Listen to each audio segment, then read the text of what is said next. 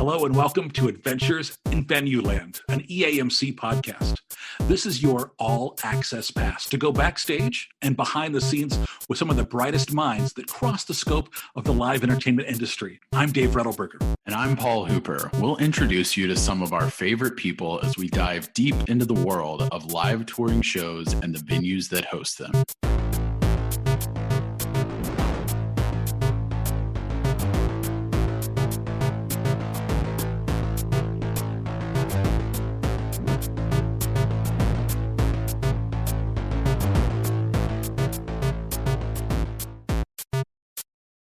Today's adventure takes us for the very first time on Adventures in Venueland over to the UK. We're going to check in with Brian Kabatznick. Now, he's worked in the US and international entertainment business sector as a senior executive for the world's leading companies. And since 2019, Brian has overseen Oakview Group's sports and entertainment venue development efforts throughout all international markets. So in London today, right, Brian?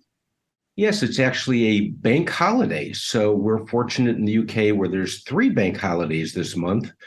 The first Monday of May and the last Monday of May always. And then, of course, we've got the King's coronation, which is the first time in 70 years. So that's next Monday as well. So the Brits are pretty excited that 3 bank holidays out of 4 weekends. I don't even know what a bank holiday is. It's just a holiday, except they call it a bank holiday. I like that. Well, Brian, thank you for making the time change jump for us here to record today. You're the big title, Executive Vice President, Business Development and Facilities, Oakview Group International. That's a lot of words, but what do they mean?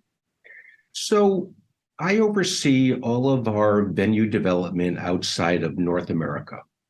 And what's interesting is that when Tim Leiweke and Irving Azoff, when they created this company back in 2015, Tim had the vision of creating a venue development company, one that would permeate throughout our entire heritage as a company. So certainly, as you well know, our first venues were, we just opened 7 venues in the last 18 months. Climate Pledge Arena in Seattle and UBS Arena in New York and Moody Center in Austin, Acrisure Arena in Coachella Valley, et cetera. And so that takes a team to develop, design, develop, oversee the construction process, and then that transitions into an operating company. So I've been fortunate, having worked for AEG underneath Tim for a dozen years, heading up its European venue development, to come on board with Oakview Group and look at interesting projects, either buying existing arenas, building new arenas, or providing a wealth of depth and breadth of consulting services for venues around the world. So it's exciting for me, having previously worked at Ticketmaster International, Ticketmaster in general, both in the US and abroad, overseeing their offices, and the AEG Europe experience. So it was easy for me to transition into Oakview Group as a developer, especially as AEG, limited its development after the opening of the O2 in London and the then O2 World Berlin, which is now Mercedes-Benz Arena, and knowing Tim and Irving's focus on developing in some of the world's great markets, it was a good transition for me. Well, we've all seen how fast Oakview Group has grown here in the States. And like you mentioned, too, their involvement in venues sometimes is, booking, and sometimes it's management of the entire facility. What are, I guess, some of the projects that you all are working on over in Europe or overseas elsewhere that you think you're seeing kind of, gain some steam, or, things that we can be looking for that have been announced? So, our first development project internationally is Co-op Live, which is located in Manchester, England. It's 23,500 capacity, be the largest capacity in Europe, a big standing floor. And as you saw from Climate Pledge Arena in Seattle, we're transitioning many of those similar sustainability options as Europe's most sustainable building and really meeting the city of Manchester's target to be incredibly sustainable. So that opens early next year. Is that an arena or a stadium? It's an indoor arena. Indoor with 23.5 capacity. Yep, and that's on the campus of Etihad Stadium. So our partners are City Football Group, which is Man City Football Club, which is at the top of the Premier League. And they are our partners. And as you may know, Harry Styles is a minority partner, having grown up in Manchester and having worked at Co-op, which is a food grocery store in about 2,500 locations around the United Kingdom. So that'll be our first project. Very excited, and the hallmark of our new developments are really next generation of arena design. So, Tim obviously is involved with the Staples Center and the Sprint Center in Kansas City, and obviously London, Berlin. Those designs were almost 20 years ago. We're looking at creating music-focused arenas or music-focused with sports tenants. So Manchester is fascinating. Aside from the sustainability initiatives, the roof will be significantly lower than the current arenas in the United Kingdom. The upper bowl will be much closer to the action and the stage than many of the arenas in Europe. And of course, with over 30 bars and restaurants and 10 different VIP products that suit different seat locations and diversity of price points. It's really a fascinating project, and it'll be revolutionary. Just like when the O2 opened 16 years ago in 2007, that was revolutionary for Europe, with 96 VIP boxes and different platforms of premium seating, food and beverage, et cetera, and sponsorship, which really, Tim and many of the current Oakview Group employees had worked on. So when I say next generation, this is perfect. And then, we with our partner Live Nation will be breaking ground on the new Cardiff Arena, Cardiff being the capital of Wales. And then we're building, as you know from your conversation with Wesley Cullen, the 20,000 capacity arena in Sao Paulo, which is the fourth largest city in the world, which we're ecstatic about, which changes the entire venue landscape in South America with that building, which will break ground, within the next 10 months or so. And then we have a number of projects. We're working on a new arena in Riyadh, Saudi Arabia. We are bidding on a arena in Austria and looking at developing new arenas on the Iberian Peninsula, plus also the continent of Africa. We continue to take a look at for a variety of reasons, our partners are Live Nation and obviously the NBA, and looking at that market with clear eyes and being very excited. Certainly Asia and Australasia are focuses for us, and you'll be hearing shortly our plans in that those large markets. So what's exciting is when you look at next generation of arenas and capital major markets, we have a great opportunity to develop and operate and really create a return on investment for our partners that's been meaningful and hitting our targets of being on time and on budget. No small goal, right? Yeah. I can't even imagine how challenging, but also exciting it is to develop in so many different cities and countries. Here in the stateside, we'll, look at something like building in Georgia versus Seattle is different, or at least within our realm, it's different because, different environments and different politics or whatever it is. But, that's very different than London to Africa to Australia to Brazil or wherever it may lead you. Is that something that you have always kind of been drawn to, is sort of, working in all these different diverse markets and, meeting those challenges? I mean, I'm sure it's really fun because everyone is coming at it from different angles. Well, I was very fortunate in the late 90s, having worked at Ticketron/Ticketmaster offices in Boston, New York, Seattle, Chicago, and then London, overseeing the Ticketmaster's expansion in the late 90s and early 2000s globally, and having looked at many of those markets. And then, for AEG Europe, again, reinforcing, understanding the promoters and the venues and the markets, whether it's in Europe or globally, really gave me a great education. And, I'm a very easy traveler, and I do like to travel.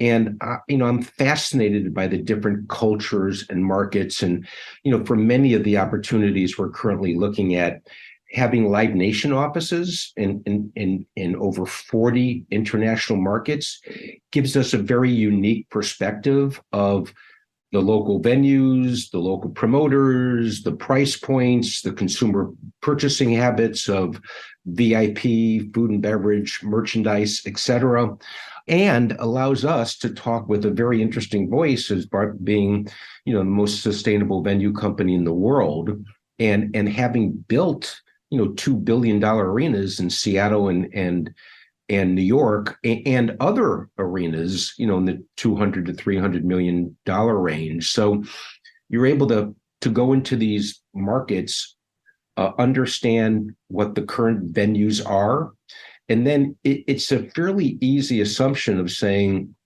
is it a market that needs a new arena, that doesn't have an existing arena, or maybe an aging arena, and then work with our Live Nation partner, and then really understand how best to accomplish that.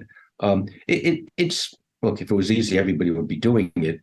It's clearly complicated, but to me, it's exciting and complicated. And having worked with Francesca Bodhi's team in the United States that really oversees on the business development a lot of the internal processes of financing and financial pro forma and projections, marketing, et cetera. We have an incredible infrastructure that supports our global ambitions. So, Brian, when you look at, globally, Paul and I consider ourselves arena nerds, right? We love to go check out a new building and walk around and see what they do a little differently. But from country to country, or even continent to continent in this case, is an arena, or are there some real local intricacies, things that are different that would surprise people? No, you know what? We typically, are always looking at, 10 to 20,000 seat arenas. Stadiums have a unique component where, either the sports teams own and or operate. Now, we just announced a year ago a partnership with Wembley Stadium, where we're their strategic international advisor. So, we don't own or operate, but we do provide services for Wembley, which, as you know, is the second largest stadium in Europe. But when you ask, is an arena? Typically it is. And, most major markets have that. There are few and far between that you don't have a capital or major market that doesn't have that. Now, there's different facets. One of my favorite arenas in Europe is the Festhalle in Frankfurt, 12,500 capacity, built in 1909. Wow. And when I went there for the first time, I was really, I knew it was going to be an aging, decrepit building, but to my shock and surprise, it's really got an Art Deco feel, a gorgeous exterior, beautiful creative interior. And, Wow. It's 114 years old. And, think about the history of that. There's not, aside from the Colosseum in Rome, there's not many 100-year arenas. Yeah, for sure. Absolutely. So, when you're getting to do your job, what is a day in the life of Brian like? So, are you primarily just based out of London? Do you like a lot of traveling? Are you just on Zoom meetings all day? So I'm fairly unique, whereas I adapt to either the client's timetable or wherever I'm at. So it's not unusual for me to take, early morning phone calls, which is fine. It's just, it's part of my day. I travel frequently. I would say I'm on the road 3 weeks a month. I would say I travel a little too frequently, but the benefit of the pandemic was being home for, between a year and 18 months. And then you realizing that our business is really, in-person communication. So that's why the last 18 months, we've been hustling globally to interact and reconnect with all those biz dev clients and opportunities that we've had, and ultimately, that's the beauty of it. So, we're pretty nimble as a company, and I would say that's endemic of my personality of traveling. And if you look at all those markets that I had mentioned, I can honestly say I've been to all those continents and many of those major cities. But that's what's fascinating about Oakview Group as an entrepreneurial, nimble, focused company that sees this opportunity to develop some very interesting next generation of sustainable arenas in wonderful markets around the world. We just did a series for Earth Week on sustainability and talked with Climate Pledge Arena and their director of sustainability there. And we're kind of talking about how Climate Pledge Arena specifically is really leading that charge on innovation here in the States. And so I think it's interesting that you're now going to have Co-op Live over in Manchester. And then, as you all are developing more properties, kind of focusing on that. Because I think one of the things we sort of came out of that series with was that really us as an industry can have a really big impact. It's not just us impacting the building itself. It's, how many stadiums and arenas and theaters, are out there, and how much waste are they producing, or how much energy are they using? And so I love that there's this focus on, not only what you've done here in the States with Climate Pledge Arena, but then replicating some of that and continuing to push that forward with other properties as they develop, because that might, I'm sure, like you said, Co-op Live is going to be the most sustainable and, really revolutionize things there. But, if as you develop other properties, it will probably meet those same marks elsewhere. Paul, when we announced Climate Pledge Arena, in 2019/2020, and we said it was going to be, the zero carbon neutral arena in the world, we were at the hallmark, the advent, and the voice of the industry. And, the fact that Oakview Group has 4 important pillars, sustainability being one of them, and diversity of employment, and security, and sanitization, makes me so proud to work for the company, because, Tim, who's passionate about sustainability, realizes that with global warming and all these weather-related crises, that if we don't do something as an industry that has given back so much to us as professionals, as fans, as sports teams, as music artists, that we're going to be in real trouble. So, for me, having kids and grandkids, I take this to heart. And at this stage of my career, to be able to fly that flag and talk to partners and governmental officials about what we've done as a company to influence an industry has been really overwhelming for us. And it opens a lot of doors, and it really, really shows the integrity of the company and the commitment to make Climate Pledge sustainable, with those initiatives, cost us, a great deal of money than if we had built it without those in mind. So you got to give our partners with Seattle Kraken, who are now in the second round of the NHL playoffs, That's right. And Oakview Group, a lot of credit for investing and taking that big leap of faith.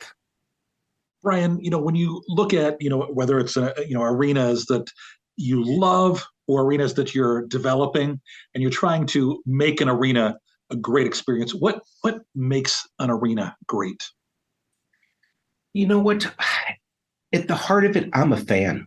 I see, when I was younger, I used to see 100 events a year in and year out. I probably see 50 events a year now. The beauty of my job is I'm in different markets and different buildings. So, I can't help to think that you sit in an arena and the first 10 rows of those fans, now I'll talk about a music event, they're totally absorbed. Now, if you're beyond the 10 rows, you're either looking at the band from afar or you're looking at the two screens on either side, the video screens or LED screens or the production. And it's a different experience. So, going back to Co-op Live, I think to create a big arena, 20,000 capacity arena with a lower roof and seating closer to the performance space definitely creates a better acoustic environment, a better visual environment to be able to feel the energy. How many times, Paul and Dave, have we sat in an arena or a stadium, watching music or watching sports and seeing the difference between being close to the action and being far away. And it's just different. And when you design a building, then you have the opportunity to squeeze, to be creative, and to create that intimacy, from the deafening roar of a crowd for a sporting event to the acoustic a perfection of great sound in an arena. And I always think, how do you make that experience better? So you've got the fan experience, you've got the corporate experience. Obviously, the corporate experience is different because you're hopefully providing great food, great beverage, comfortable seating in a hospitality box, a networking area, and great service, obviously. And hopefully that permeates to the general public as well. So, to answer your question, the intimacy of the bowl, of the seating bowl, is important because ultimately, how do you create that experience from the last row to the front row? And you can do that. You need creative architects and designers. And like I said, moving the fans closer and having the roof lower and having great acoustics is really fundamental of our business. So taking you back a few years, you're a college kid in Connecticut, right? Fairfield University. What did you know you wanted to get into this live entertainment industry? Again, I saw hundreds of shows a year, and by happenstance, one of the people I went to college with, her father was the president of Ticketron, the innovator of computerized ticketing in the United States, and so I had the chance to write an article and actually do an interview with Mr. Schmidt, the president of Ticketron, who was based in New York City. And, at the late 70s, a lot of my college friends were, there wasn't a big job market out there, but I was fortunate to, write the article in the school newspaper. And, 5 days after I graduated, I went to work for Ticketron for 8 years, and that migrated into Ticketmaster for 15 years. And so did I have the foresight? I certainly had the passion. And I would say that I was lucky enough to take advantage of that moment in time of meeting with the president and being nimble and had the ability to move around the world, working for, Ticketmaster, great ticketing company, and learning the business. It's funny because so many of us have been contacted by that college reporter who wants to put together an article, and some of them are pretty skilled and some of them aren't. But it all kind of start. That one moment is what led to a many years in the ticketing industry. Is there anything you miss from working on the ticketing side of things? Oh, I can tell you what I don't miss. Yeah, please. There's probably a long list.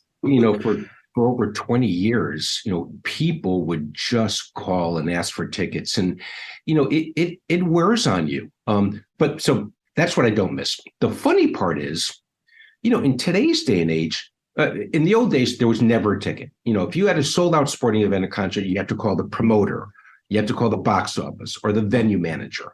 That was it. You'd have to ask for a favor. And, it wasn't texting. I mean, you'd have to call and, it's just tough.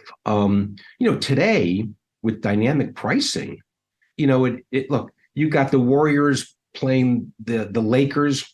You probably bet there's a plethora of tickets available, but the prices are just dynamic. So when people call me for tickets now, I just say, look, you know what? Go online. Look at Springsteen at the Garden. Played Madison Square Garden, won Madison Square Garden, right? So, and there was plenty of tickets available at a variety of prices, but still there was availability to the public if they wanted to pony up that money. So that's what I don't miss. I would say I'll leave it at that.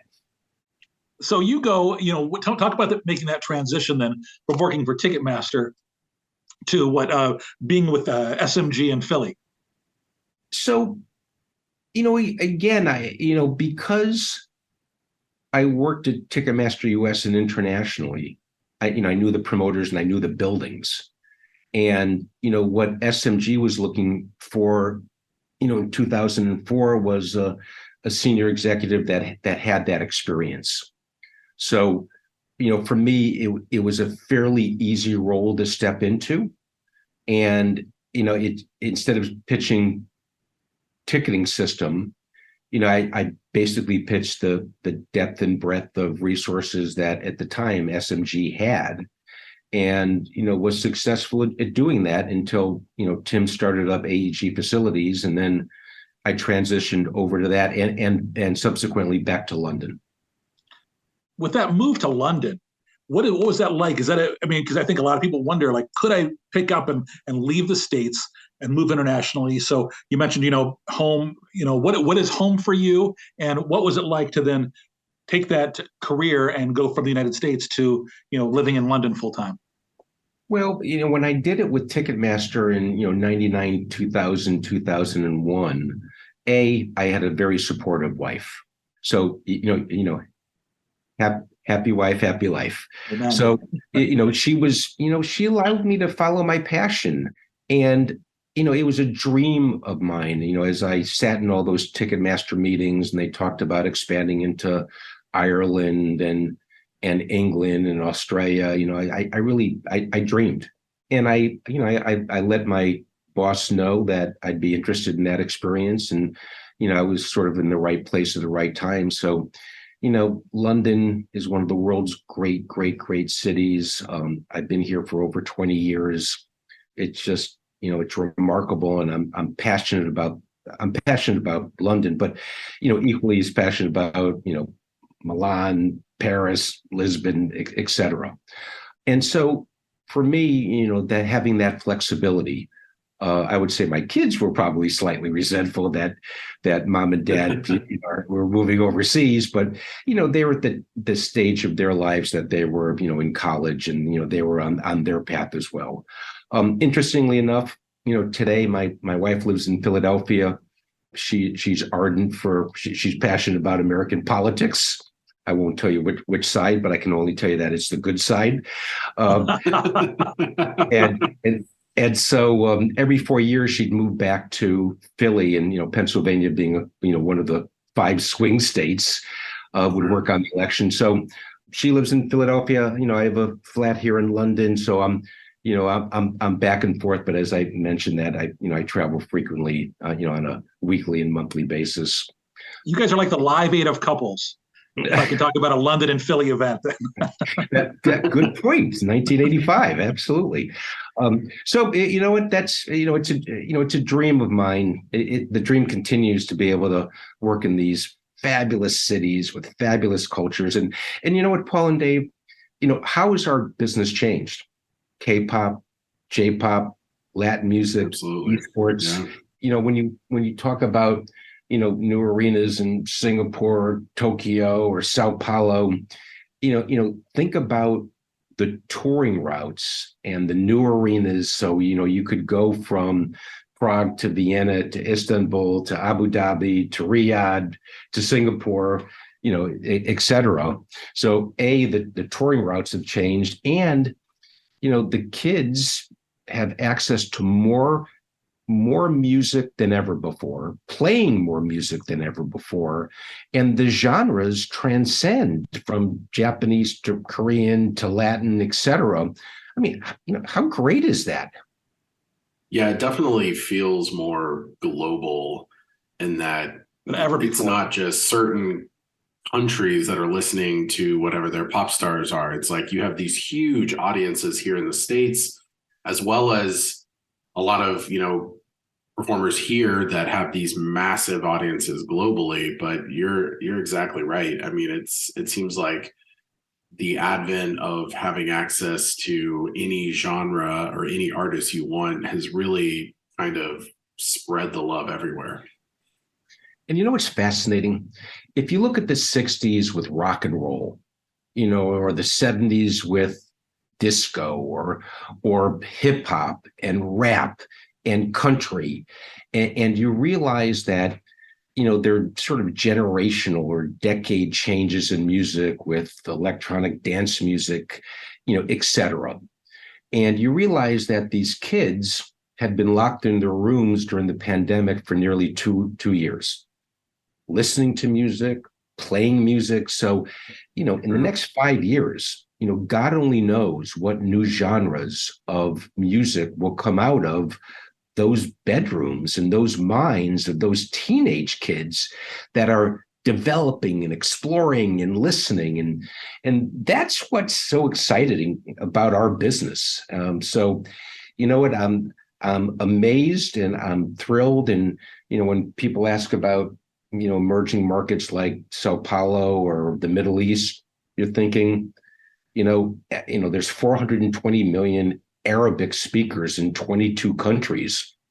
So just from that, you think there's probably a new generation or emerging generation of Arabic entertainment that is probably currently in those defined markets and probably expanding worldwide.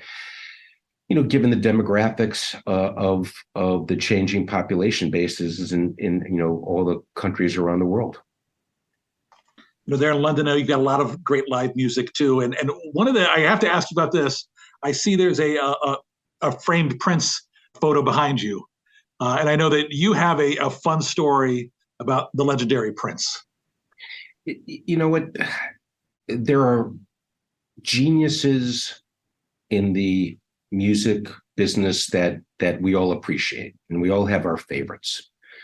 But the story I'm about to say is really endemic of what a genius is. So in 2007, Prince released 3 albums in one day, and I think he did a sponsorship with Target.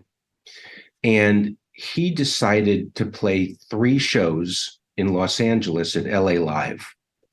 And I was fortunate with my wife to be there. I was working for AEG at the time. And the first show was at 7:00 in the then Nokia Theater, 7,100 seats. And, he played an hour and a half set. The next show was at 10:00 at the Congo Room, 700 capacity, ballroom. And then he moved then to the 1:00 show at Club Nokia, 2,200 capacity, music club. And what's startling and amazing and shows the true genius is he played with 3 different bands and 3 complete different sets, never repeating a single song. Now, think about that. He had the stamina from 7:00 to 10:00 to 1 a.m., playing 3 different shows with 3 different bands with 3 different set lists. And how many people do that? Nobody. Yeah, nobody. And, it just shows you the genius and the passion of the artist. And It's very sad to realize that he's left us, but nonetheless, better to have had and lost than never to have had it all. And Dave, Prince, one of a kind. But back to what I previously said is, I'm sure he's inspiring new generations of music fans to play and record and tour. So we're excited to see what that springs up. Absolutely, for sure. Hey, we're getting ready to wrap things up. But before we do, I wanted to talk about something that you're involved with that I'd like to know a little bit more about. It was the Black Ensemble Touring Company. Yeah. So when I was transitioning between Ticketmaster, over 20 years in the ticketing business and working for SMG AEG and Oakview Group, we had moved back to Chicago, and I fell in love with this musical theater company called the Black Ensemble Theater.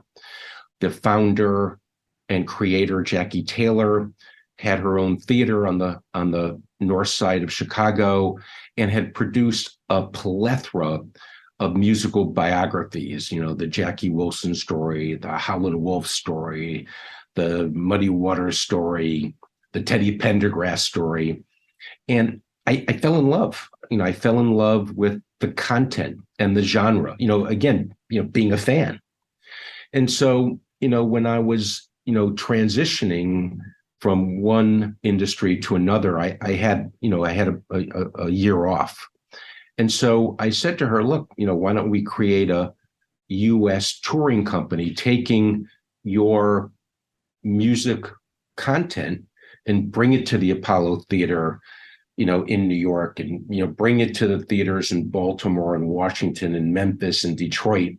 And so it was a labor of love for me. I was entrepreneurial, and, we created this joint venture, and, we took a number of productions around the U.S. But I think what I'm most proud of is, Jackie Wilson, who you guys may know, before Prince and before Michael Jackson, Jackie Wilson was a superstar, rhythm and blues artist with a high falsetto, and just, a genius.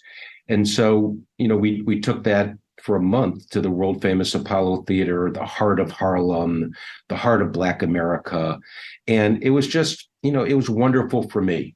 And my wife was very supportive, and we had a great cast and a great musical score and an incredible lead, Chester Gregory. So it was a moment in time for me. And then when that ran its course, I jumped into the venue business with SMG, and it's been almost 20 years doing that as well. So things all work out, and I'm happy to say that the Black Ensemble Theater, moved to a new theater on the north side of Chicago that the city helped fund with a number of private donations, and that is going strong. And it's been there for, that company's been around for 40 years, producing, great musical content. It seems like such a fun way to follow something that you've found a love and a passion for, which kind of is really what we've been discussing this whole time, right? Is, finding things that bring you joy, that really check those boxes for you as a fan. And then how can you help spread that to other people for them to enjoy it too? I think that's kind of the microcosm of live events, where it's, whenever we fall in love with it, so much of us that are passionate about it, it's just all about, we see what's special about it, and how can we bring that same joy, that same passion to more people internationally, even within the city. Every single person, I think we're maybe uniquely able to see what cogs are in that machine, and then I think it allows us to really, broadcast it. So I don't know, I love that you leaned into it whenever you fell in love with it, and really thought about how can you help elevate it and expose it to more people.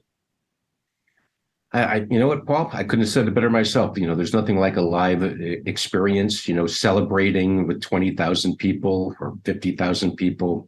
It's wonderful to be able to do that. And, we survived the pandemic where we didn't have that camaraderie, and it's even more special now that the pandemic's over, touch wood, and we're able to experience the joy of a sporting event or a music event or a family event, a comedy event, et cetera. Brian, before we let you go, I want to hit you with our Fast Five. It's 5 quick questions, just looking for your instant brief response. First up, do you remember your very first concert?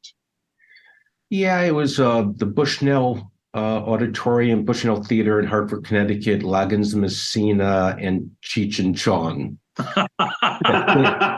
They weren't Cheech and Chong wasn't a very good musical group. Yeah, what a great double bill, though. How about, do you have one concert? Do you have a favorite concert, right? One that really stands out to you above the rest?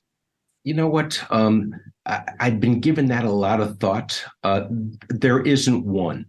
I would say that there's 3 musical artists that I've seen well over 100 times, different genres, different generations that I love, and I still pretty much have a chance to see them these days. So that's that. I'll leave it at that. You don't want to name the 3? Yeah, Van Morrison, who being in London, yeah. I have a great deal of access to. NRBQ, a band that yeah. Grew up near where I was from, Connecticut, in New England, and obviously Dead & Company / The Grateful Dead. There you go. During my fun college and early professional days. What's your favorite thing to do on a day off? You know what? I'm a runner, and I always find a race no matter where I travel.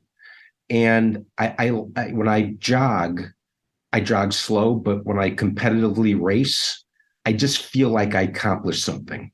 So, yesterday I ran a 10K race in London in Regent's Park, and, I do have a great deal of accomplishment. What one food do you miss from America? So you get back to the States, is there one place that you have to go that you just crave? You know what? You can't beat going to Reading Terminal in Philadelphia and ordering a hot pastrami Reuben. It is spectacular. Herschel's Deli. Last question for you. What is your theme song?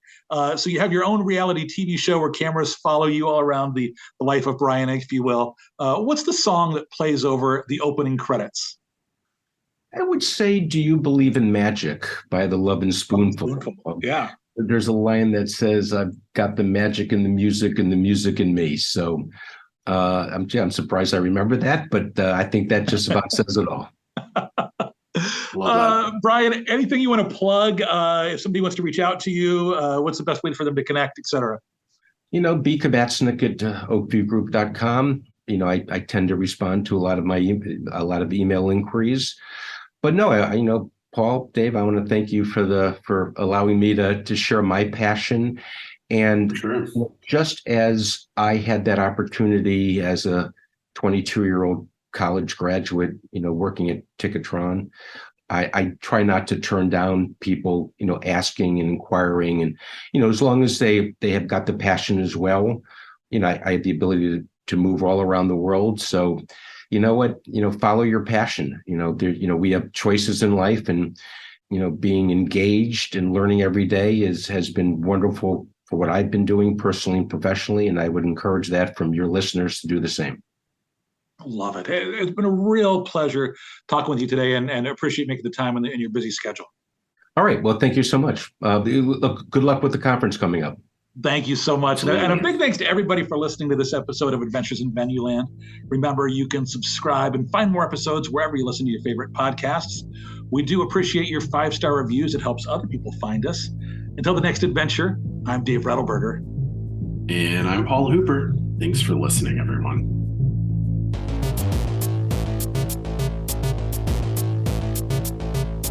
Adventures in Venueland is a side project of the Event and Arena Marketing Conference, a nonprofit organization bringing together people in the field of live entertainment to discuss marketing, publicity, and sales trends. Find out more at eventarenamarketing.com. Audio editing and mixing by Camille Faulkner. Design and digital advertising by Megan Ebeck. Copywriting and publicity by Samantha Marker. Guest booking and brand strategies by Paul Hooper. Guest research by Dave Rettelberger. Marketing strategies by Paul Hooper, Megan Ebeck, and Samantha Marker. Thanks for joining us. Until the next adventure.